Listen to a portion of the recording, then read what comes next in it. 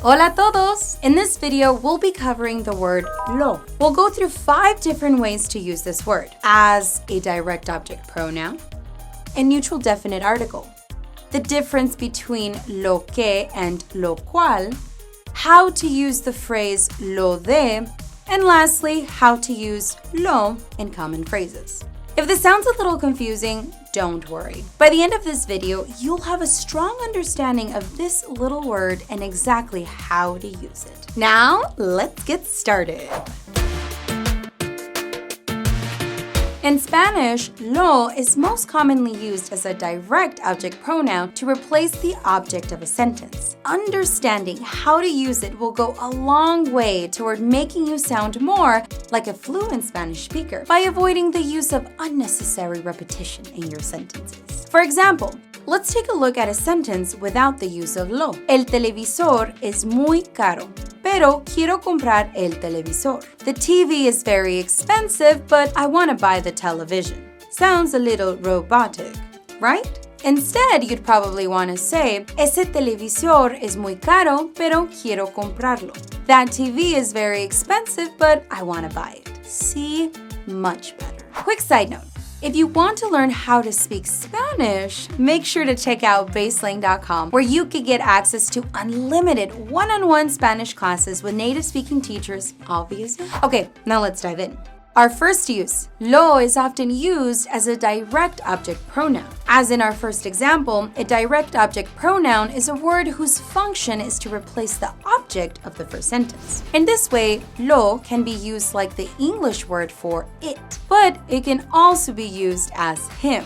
For example, vi a tu hermano ayer y lo saludé. Yesterday, I saw your brother and I waved at him. Lo is always used when the noun is masculine, but if the direct object is a feminine noun, then we use la instead. For example, tengo que leer la carta, which means I have to read the letter, would turn into tengo que leerla, I have to read it. This is because la carta is a feminine noun. Pretty simple. Let's take a look at one more example of a masculine noun for good measure. No puedo ver al hombre. I can't see the man. Turns into no puedo verlo.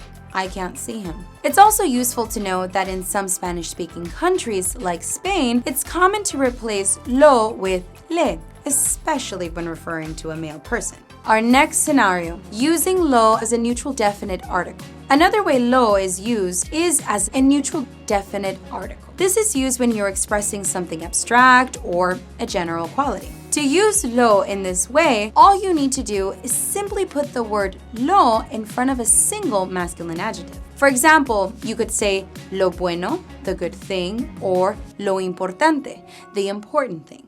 Let's take a look at some example sentences. Lo peor de la película fue el final. The worst part of the movie was the ending. Or, lo importante es participar y jugar. The important thing is taking part and playing.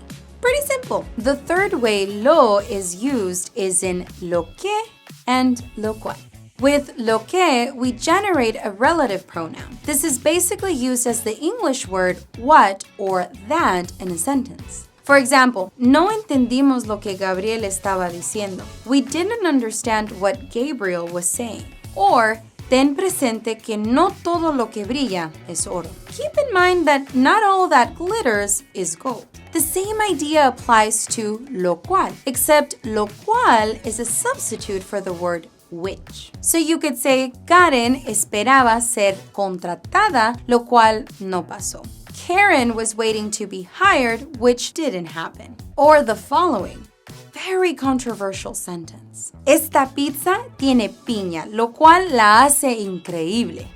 This pizza has pineapple, which makes it great. Another common structure is combining lo with the de preposition. When using lo de, the exact translation will depend on the context of the sentence. However, it generally means the thing about or the matter about. For example, lo de ayer fue un accidente. No lo hicimos a propósito. The thing about yesterday was an accident. We didn't mean to do it on purpose. Or, debemos hablar lo de la fiesta sorpresa de Mauricio. We must talk about the matter of Mauricio's surprise party. When using lo de, it's important to remember that normal contraction rules apply when using the article of the object with the prepositions de plus el. Del. In practice, it's pretty simple. For example, Gabriel y Luisa necesitan arreglar lo del divorcio. Gabriel and Luisa need to resolve the thing about the divorce. And finally, let's take a look at how lo is used in common Spanish phrases. A lo loco means like crazy. Used in a sentence, you could say, Has estado apostando a lo loco por ese caballo. You've been placing a bet on that horse like crazy. Another common one is a lo mejor, which means perhaps. For example, a lo mejor ellos necesitan ayuda. Perhaps they need help. There's also lo más seguro, which means most likely, or por lo visto, which means apparently. Lo is used in many common phrases, and we've included a more comprehensive list of them in the accompanying blog post in this video. If you want to check that out, you can click on the link in the description below. Before we finish, I just want to go over one last thing, the difference between lo and el.